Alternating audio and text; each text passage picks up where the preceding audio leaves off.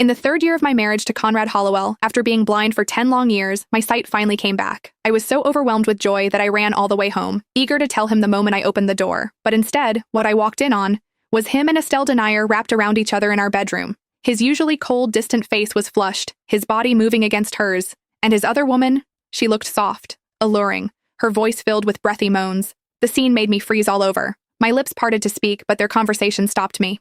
"Conrad," Estelle said with fake worry, "when are you planning to stop Ophelia's meds? The doctor said that if this continues for another month, she might go permanently blind." Conrad pinched her waist, his tone emotionless. "Her going blind is perfect. That way she'll never find out about us. I've already taken almost everything from her family. Aside from making perfume for me, she's useless." My heart clenched so hard it hurt when I heard those words. A flicker of smugness flashed in Estelle's eyes before she put on a show of guilt. "Still, I was the one who hit her mother with my car back then. We should at least leave Ophelia something. Think of it as my apology."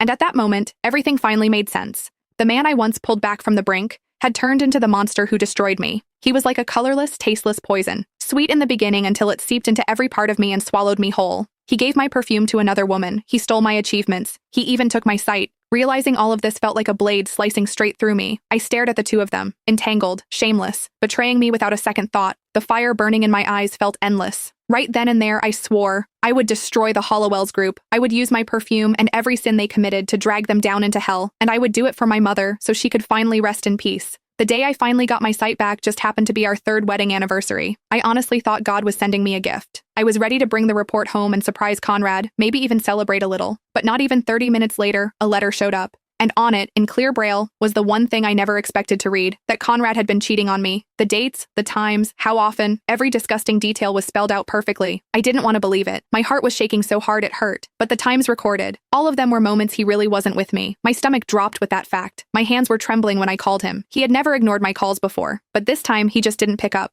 That's when the panic hit. I called him over and over, more than 10 times, and he didn't answer once. And then my phone suddenly popped up a notification from the weight tracker.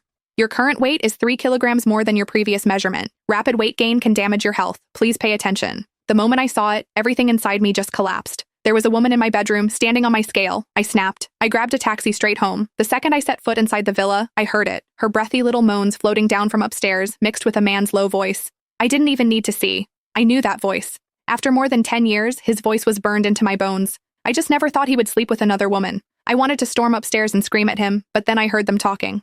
"Conrad, if I hadn't run over Ophelia's mother back then, you wouldn't have had to marry her just for a letter of forgiveness.